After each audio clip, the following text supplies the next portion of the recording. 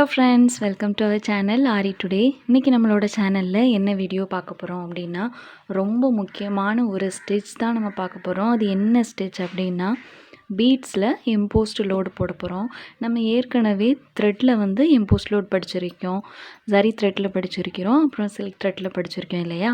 பார்க்காதவங்க நான் லிங்க் தரேன், கண்டிப்பாக போய் பாருங்கள். இப்போது ஃபஸ்ட்டு நம்ம கொஞ்சம் எம்போஸ்டு ஸ்டிச் பற்றி தெரிஞ்சிக்கலாம். இந்த ஸ்டிச் வந்து ரொம்ப கிராண்டான ஒரு ஸ்டிச், நான் ஏற்கனவே சொன்ன மாதிரி. அதுவும் இல்லாமல் நம்ம ஏற்கனவே நீங்கள் இப்போ என்னெல்லாம் படிச்சிருக்கோம், லோட் ஸ்டிச் படிச்சிருக்கோம், கொஞ்சம் த்ரெட் ஸ்டிச்சஸ் படிச்சிருக்கோம் அப்படி தானே, கொஞ்சம் சுகர் பீட் படிச்சிருக்கீங்க. இது மட்டும் இல்லாமல் இந்த லோட் ஸ்டிச் மட்டுமே வச்சு உங்களால் கண்டிப்பாக ஒரு கிராண்டான ப்ளவுஸ் டிசைன் பண்ண முடியும்.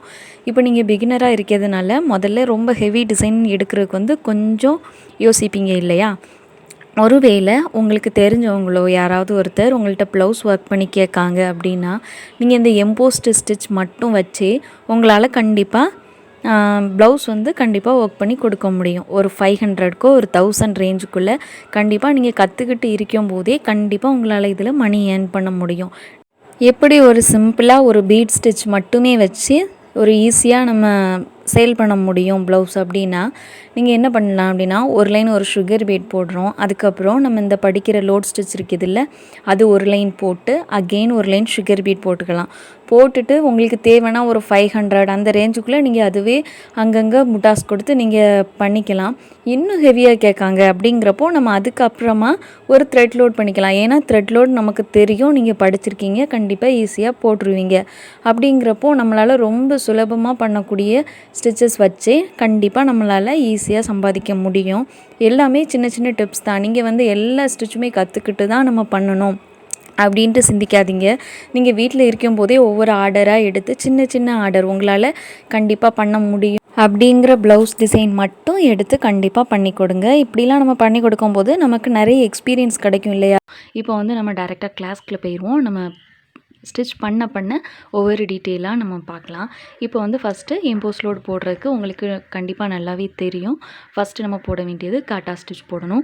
அதுக்கு வந்து தேவையானது ஃபஸ்ட்டு பைப்பிங் த்ரெட். அப்படி தானே, நான் பைப்பிங் த்ரெட் எடுத்திருக்கிறேன். பைப்பிங் த்ரெட் தேவைன்னா ஃபஸ்ட்டு க்ளூ போட்டு ஸ்டிக் பண்ணிக்கலாம். தேவையில்லைன்னா நீங்கள் நார்மலாக உங்களால் ஈஸியாக கண்டினியூவாக போட முடியும் அப்படின்னா நீங்கள் டைரெக்டாக பைப்பிங் த்ரெட்டை வச்சுட்டே போட்டுடலாம். இப்போ வந்து நமக்கு எவ்வளோ பைப்பிங் த்ரெட்டோ அதை எடுத்துக்கலாம். நான் வந்து டைரெக்டாகவே ஸ்டிச் பண்ணிடுறேன். நீங்கள் பிகினராக இருக்கிறதுனால ஃபஸ்ட்டு க்ளூ போட்டு எவ்வளோ போடணுமோ அதை ஸ்டிக் பண்ணிவிட்டு அப்புறமா கொஞ்சம் நேரம் வெயிட் பண்ணி அது நல்லா காஞ்ச பிறகு அதுக்கு மேலே வந்து நீங்கள் வந்து காட்டா ஸ்டிச் போட்டுக்கணும். இப்போ நான் வந்து கொஞ்சமாக த்ரெட் கட் பண்ணி எடுத்துகிறேன். இப்போது இந்த பைப்பிங் த்ரெட்டை கவர் பண்ணி நான் காட்டா ஸ்டிச் போடுறேன். பாருங்கள், ஸ்டிக் பண்ணாமலே நான் டைரெக்டாக போடுறேன்.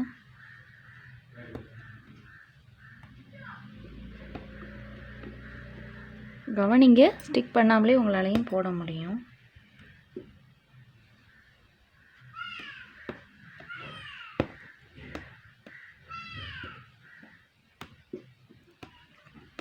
ஃபுல்லாக கம்ப்ளீட் பண்ணிவிட்டு நெக்ஸ்ட்டு பார்ப்போம். இப்போ பாருங்கள், நான் காட்டா ஸ்டிச் போட்டுட்டேன். இது மேலே நம்ம எம்போஸ்ட் லோடு போட போகிறோம். இதுக்கு தேவையானது ஃபஸ்ட்டு சுகர் பீட்ஸ் எடுத்துக்கணும். இந்த காட்டா ஸ்டிச் போடும்போது ஃபஸ்ட்டு கவனிக்க வேண்டியது, மேலேயும் கீழேயும் நல்ல த்ரெட்டை கவர் பண்ணிடணும். நம்ம எம்போஸ்ட்டு மேலே போடும்போது நமக்கு வந்து இந்த பைப்பிங் த்ரெட் வந்து வெளியே தெரியக்கூடாது. அது கவனமாக மனசில் வச்சுக்கோங்க. இப்போ நெக்ஸ்ட்டு நம்ம பீட் எடுத்துக்கலாம். இதுக்கு வந்து நம்ம போடுறதுக்கு நார்மல் சேயிங் த்ரெட் தான். இப்போது நம்ம வந்து பீட் லோட் பண்ணி எடுத்தாச்சு. இப்போ என்ன பண்ணணும் அப்படின்னா, ஃபஸ்ட்டு வந்து மேலே நம்ம வந்து இங்கே கிராஸாக வரும்போது நமக்கு எல்லா கிராஸுமே ஈவனாக இருக்கும். நம்ம இங்கேருந்து ஸ்டார்ட் பண்ணும்போது நமக்கு வந்து கிராஸ் வந்து ரொம்ப கம்மி, அப்படி தானே? இங்கேருந்து இங்கே கிராஸுக்கும் இங்கேருந்து நம்ம இங்கே கிராஸாக போடுறதுக்கும் ரெண்டுக்குமே டிஃப்ரென்ஸ் இருக்குது. அப்படிங்கிறப்போ நம்ம ஃபஸ்ட்டு போட வேண்டிய கிராஸில் வந்து பீடு வந்து ரொம்ப கம்மியாக போடணும். அதாவது ஒரு 2 பீடு 3 பீடு போட்டு ஸ்டார்ட் பண்ணால் காணும். இப்போ வந்து நம்ம எப்பவும் போல் பேக் செயின் போட்டுட்டு ஒரு 2 பீடு போட்டிருக்கேன். அடுத்து வந்து ஒரு 3 பீடு நம்ம இன்சர்ட் பண்ணலாம், சரியாக வந்துடும். அதாவது நமக்கு வந்து அந்த கிராஸ் அதிகமாக நம்ம பீடு வந்து ஒரு லைன் ஒரு 2 லைனுக்கு எக்ஸ்ட்ரா ஆட் பண்ணுற மாதிரி, கம்மியாக ஆட் பண்ணுற மாதிரி இருக்கும். பாருங்கள், இப்போ நான் ஃபஸ்ட்டு 3 பீடு போட்டேன், எனக்கு சரியாக வரலை. அதாவது அந்த பைப்பிங் த்ரெட் வந்து ஃபுல்லாக கவர் ஆகலை. அதனால நான் எக்ஸ்ட்ரா ஒரு பீடு போட்டு சின்ன லாக் ஸ்டிச் போட்டு பக்கத்தில் ஒரு குட்டி லாக், அதாவது அந்த பீடுக்காக ஒரு லாக், அது பக்கத்தில் ஒரு குட்டி லாக். அகெயின் நம்ம எப்போவும் லோட் ஸ்டிச்சுக்கு போடுற சேம் மெத்தட் தான். திரும்பவும் அது மாதிரி போட்டுட்டு நான் இப்போ 5 பீடு வைக்கிறேன். இந்த 5 பீடு தான் எனக்கு ஃபுல்லாகவுமே நான் வந்து எடுக்க போகிறேன். எல்லா கிராஸுக்கும் 5 பீடு தான் நம்ம எடுக்க போகிறோம்.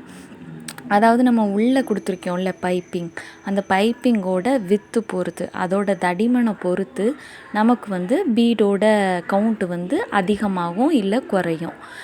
கரெக்டாக 5 பீடு போடுங்க இல்லை 4 பீடு போடுங்க அப்படின்ட்டு என்னால் சொல்ல முடியாது.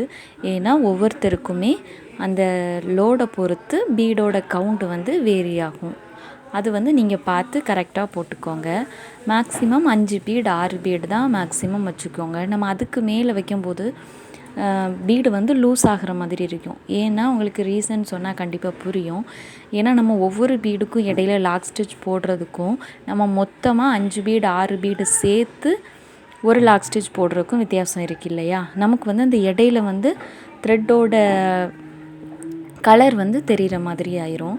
இப்போ எதுக்கு நான் உங்களுக்கு அந்த பிங்க் கலர் த்ரெட் எடுத்திருக்கிறேன் அப்படின்னா, உங்களுக்கு என்னோடய பீடும் அந்த த்ரெட்டோட கலரும் தெரியணும். அதுவும் நான் எப்படி இன்சர்ட் பண்ணுறேன், என்னோடய த்ரெட் எங்கேருந்து நான் எடுக்கிறேன், அது எல்லாம் தெரியணுங்கிறதுக்காக நான் கான்ட்ராஸ்ட்டாக எடுத்திருக்கிறேன். நீங்கள் வந்து கண்டிப்பாக அந்த கோல்டு கலர் எடுத்துக்கோங்க. நம்மளோட பீடு வந்து கோல்டு கலருங்கிறப்போ கோல்டு கலர் எடுக்கும்போது உங்களுக்கு வந்து கரெக்டாக அந்த பீடுக்கும் அந்த த்ரெட்டுக்கும் சரியாக போயிடும். இப்படி தெரியாது, லைட்டாக நமக்கு பிங்க் தெரியுது இல்லை அந்த த்ரெட்டோட கலர், அது வந்து தெரியாது. நல்லா கவனிங்க, உங்களுக்கு கண்டிப்பாக புரியும். அப்புறமா இந்த லோட் ஸ்டிச் போடும்போது இன்னொன்று நல்லா தெரிஞ்சுக்கணும். என்னென்னா அந்த பீடு எடுக்கிறோம்ல, 5 பீடு எடுக்கும்போது அந்த 5 பீடுமே ஈவனாக இருக்கான்னு பார்த்துக்கோங்க கொஞ்சம்.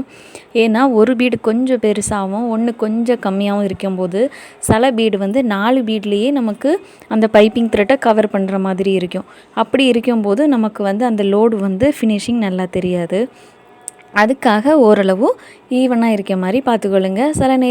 சில நேரத்தில் ஒருவேளை உங்களுக்கு 4 பீடு போட்டாலே ஓகே அப்படிங்கிற மாதிரி வந்ததுன்னா கண்டிப்பாக எந்த பீடு பெருசாக இருக்குதோ இல்லை சின்னதாக இருக்கோ அந்த பீடை மட்டும் ரிமூவ் பண்ணிவிட்டு கரெக்டாக ஈவன் சைஸில் இருக்கிற பீடை வந்து நீங்கள் எடுத்துக்கோங்க.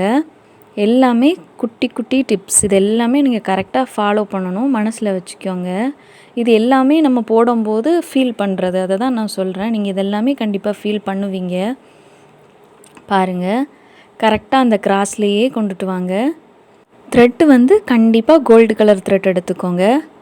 பாருங்கள் எப்படி போடுறேன் அப்படின்ட்டு. உங்களுக்கு இன்னும் எம்போஸ்ட் வேணும் அப்படின்னா பைப்பிங் த்ரெட் இதிலேருந்து கொஞ்சம் பெரிய சைஸ் கிடைக்கும், அடுத்த சைஸ் கூட நீங்கள் எடுத்துக்கலாம். இல்லை எனக்கு லோடு வந்து கொஞ்சம் கம்மியாக வேணும், 5 பீடு போடுற அளவு வேண்டாம், ஒரு 3 பீடு போடுற அளவோ 4 பீடு போடுற அளவு போதும் அப்படின்னா சர்தோசி ஒன்று உண்டு. நம்ம அந்த கிளாஸ் இன்னும் போகலை, சர்தோசிலையும் லோடு ஸ்டிச் உண்டு. அது வந்து நான் சர்தோசி டுட்டோரியல் வரும்போது நான் உங்களுக்கு அதில் லோடு சொல்லித்தரேன்.